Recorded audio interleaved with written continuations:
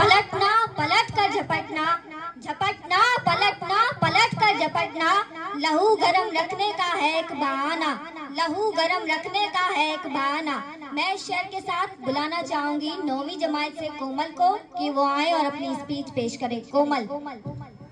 हैं मगर जुल्म के खिलाफ, हम अमन चाहते हैं मगर जुल्म के खिलाफ। अगर जंग लाजमी है तो फिर जंग ही सही, अगर जंग लाजमी है तो फिर जंग ही सही। मोहतरम प्रिंसिपल साहब, मैं उस्ताद इकराम और मेरे प्यारे बहनों भाइयों, अस्सलाम वालेकुम और नमस्ते। जनाब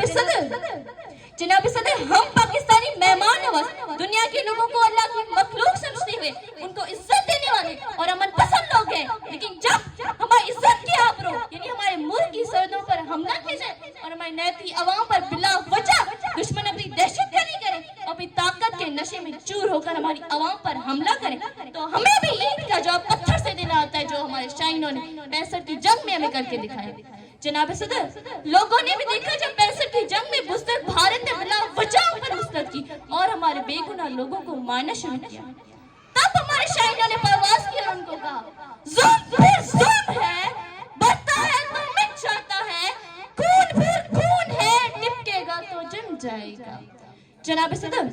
हमारे लोगों का खून शाहीनों से देखा न गया और बगैर किसी तैयारी के हमारे शाहीनों ने पलट कर ऐसा जवाब दिया कि उन शराब के बेहुदा नशे में चूर उन डरपोक फौजियों को मम्मी डैडी याद आ गए। सारी फौजियों को आग में कूदता हुआ देखकर दुश्मनों के दिल दहलने लगे और हमारे शाहीन अल्लाह अकबर की सदाएं लगाते हुए गोलियों को इस तरह से खा रहे थे कि जैसे भारतीय फौजियों के हाथों में खिलौने हो। उनकी बंदूकों से निकलने वाली गोलियों को अपने सीने पर खा रहे थे और दुश्मनों की बाजुओं को आजमा रहे थे और कह रहे थे,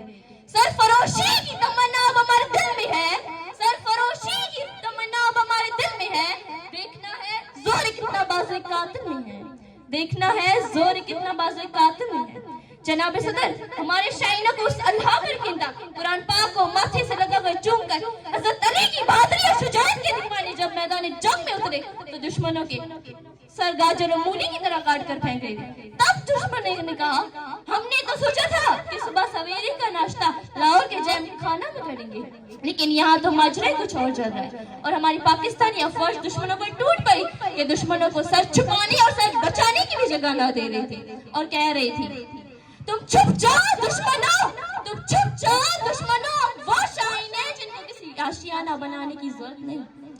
परिंदों की दुनिया का दरवेश हूँ मैं, परिंदों की दुनिया का दरवेश हूँ मैं, ये शाहीन बनाता नहीं आशियाना, ये शाहीन बनाता नहीं आशियाना। जनाब सदर, शख्सियत क्यों ना खाए हमारे शाहीनों से, कहा वो गोलियों की टिप्पणी से डरने वाले, कहा अपने शाहीन सीना तान कर अपने सीने पर गोलियों को खाने वाले,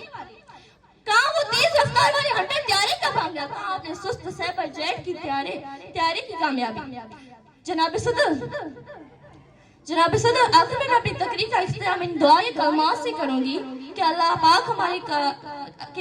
हमारे वतन को शाद व आबाद रखे और दुश्मनों की बुरी नजरों से बचाए, आमीन। पाकिस्तान